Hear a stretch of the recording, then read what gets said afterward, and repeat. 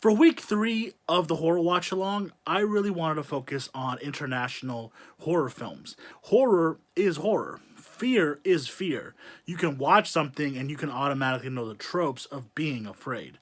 And so when I was putting this list together, I was thinking, what are some good international scary films that I could add? One of the films I wanted to really showcase was by one of my personal favorite directors, a Mexican homegrown horror film by the amazing Ruben Galindo Jr.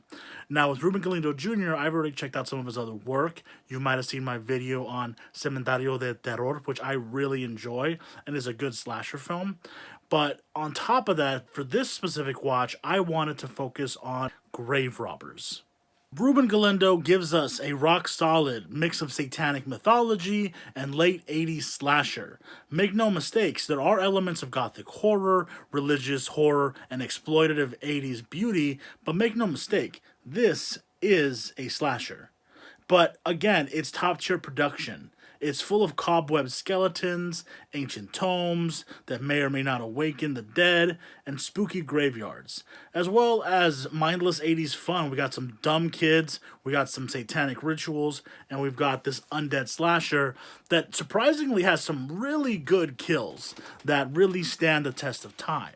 And that's one of the main reasons that I love this film because it is campy and it is an element of its time. But what Ruben Galindo Jr. does so well is, though his characters are fodder and they are easily killed by this zombie crazy version that could be akin to Friday the 13th Part 6 with Jason Lives, really what sets it apart is the culture. We have these amazing characters that sometimes could feel like caricatures of Mexican culture, but not really.